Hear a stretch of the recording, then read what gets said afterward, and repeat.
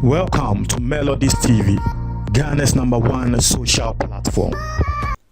Etiefo, me mo bibi akwa eba Melodies TV so. Meka ne say social media intawantawa bi ekoso between President Akufo-Addo ne cousin ene say NDC for ana John Dramani Mahama ne biostatistician bi na ne nemu no metretre mu say maboso e wa happen nti metretre mu na munya mu hu de eko nti no it is a social media banter between Gabriel Tredakun and then say NDC omo papa bi a wono so hu ne say yes ogina mu yie pa na asem ne nani now so what back ya mama mo atiase say you see some NDC people eba bonten ebe demand ye say NDC for results na wo mo collate no wo mo ma food soldiers no enhu because mama watiase say NDC found some auditors wo mo audit pink sheet na so no be court no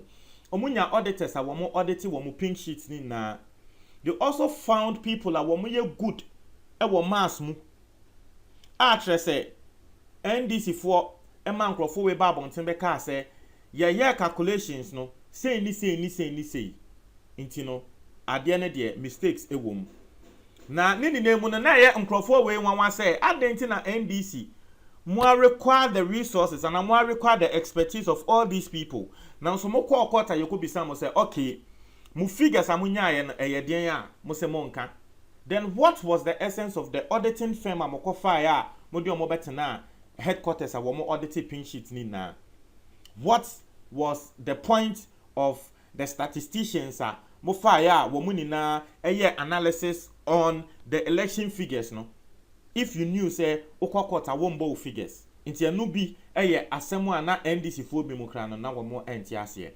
na Gabi Asare Otredakun obi a mama wati as President Akufo-Addo ne cousin we are very social in the sense that we kasapan social media. In fact, say he's the owner of Asasi Radio. Wa onim say sisi Ghana radio station kesiye ba kwa aba enkran friend Asasi Radio no ne dia. Say he also the Statesman newspaper said I think he's and also ne dia. You he's a very social person.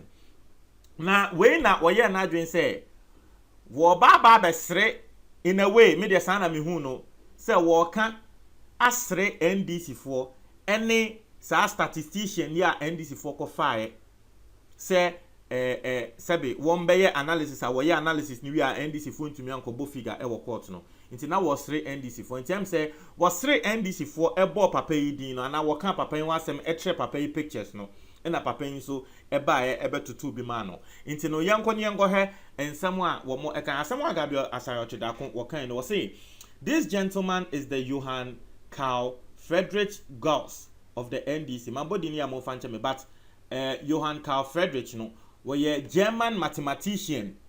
Ye come mass mupa wa bobra e wo mass mu Germany of Germany. Our bobra wo mass mu. Inti we can say this gentleman.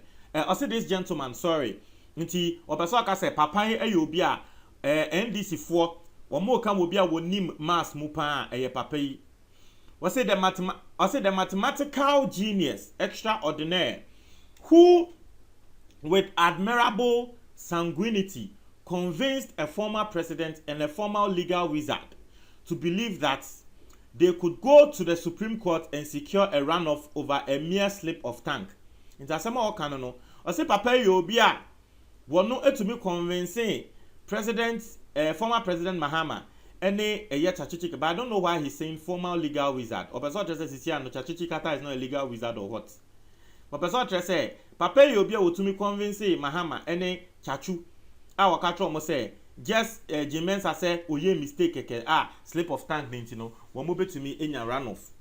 Or say well Gauss was famous for managing errors in observation.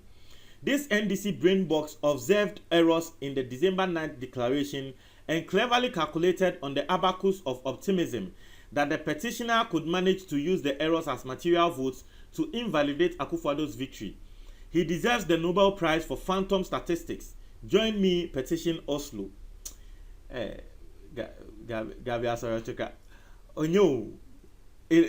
I'm not saying this in a bad way, but brofo wakin, brofo wakin, ye can't sre pan, say, was sre mahama any papa pan any easy. Utie brofo wakin, I said, Obia bo na, say, was also a troll you, Sana Sisi Bekan was. This is a proper troll. Gabi Asari or trade akon, Gabi Asari or trade akon, and Bodinia Mofanchame. O trolly papa no proper. And I will bet pictures of papa no one in Mahama. Was also share pictures. Or statistician no any a year chachuchi kata actress say wo truly no wo kan sem afa ne ho na we na papa no so wo hu de Gabi Asare da ko aka no anya ne de awo no so be kan sem na nsem a papa ne kan no. Let's go and read. He made a comment bia about channel way so makasa asem ne saa, and so coming from someone like this no you konko read asem a papa kan the kan ni.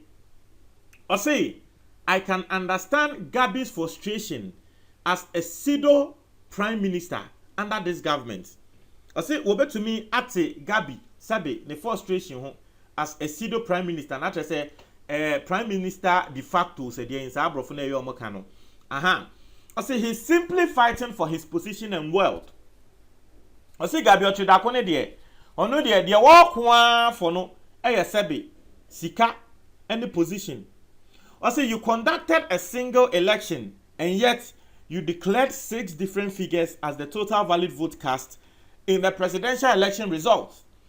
And votes were illegally added to your uncle to help him win an election that none of the candidates obtained 50% per the EC's own data.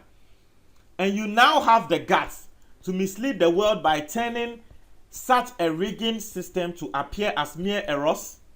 Asema waka no se Gabi Ochire akon endie moaya ma isi no we wia ama sabe, but you see he referred to President Akufo-Addo as Gabi Ochire uncle.